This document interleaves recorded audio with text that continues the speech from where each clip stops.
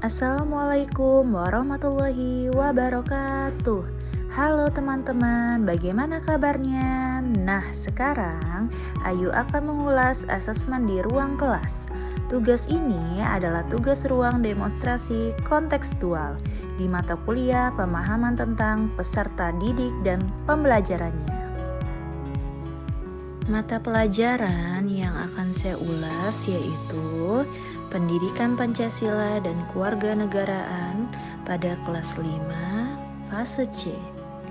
Capaian pembelajaran yang tertera pada gambar yaitu menganalisis secara sederhana dan menyajikan hasil analisis pelaksanaan norma, aturan, hak, dan kewajiban sebagai anggota keluarga dan warga sekolah.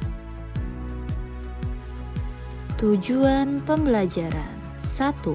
Dengan membaca, peserta didik dapat menunjukkan sikap disiplin dalam menerapkan norma yang berlaku di lingkungannya. Kedua, dengan mengamati video pembelajaran, peserta didik dapat menerapkan norma baik di lingkungan rumah, masyarakat, dan sekolah. Ketiga, dengan diskusi kelompok, peserta didik dapat memberikan contoh perilaku norma yang diterapkan di rumah, masyarakat, dan di sekolah. Materi ajar atau topik yaitu norma-norma yang ada di Indonesia. Jenis asesmennya yaitu asesmen formatif. Bentuk asesmennya yaitu soal tertulis. Bagian mana dalam asesmen tersebut yang menunjukkan kesesuaian dengan tahapan perkembangan peserta didik? Jelaskan.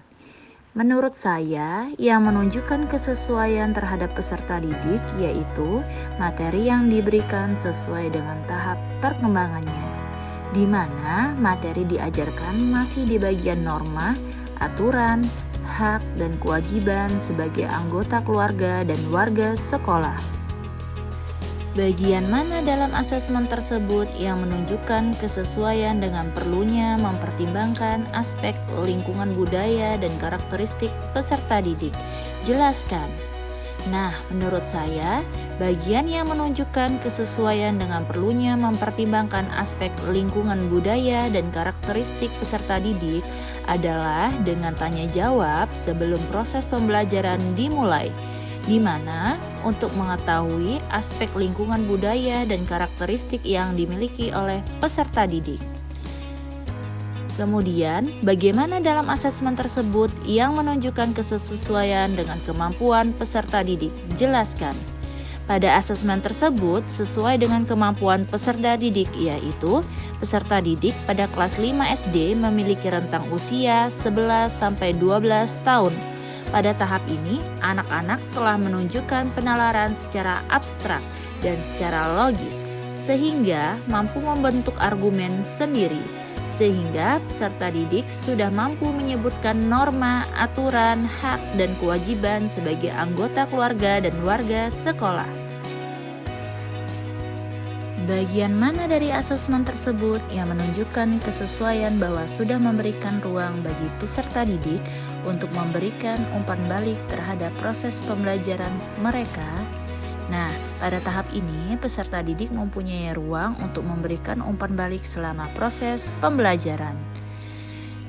Selanjutnya, jika Anda menjadi guru di kelas tersebut, hal apa yang ingin Anda tingkatkan untuk lebih memaksimalkan efektivitas asesmen dengan memperhatikan tahap perkembangan peserta didik, lingkungan budaya, dan karakter peserta didik, serta kemampuan peserta didik? Tuliskan pendapatmu secara lengkap.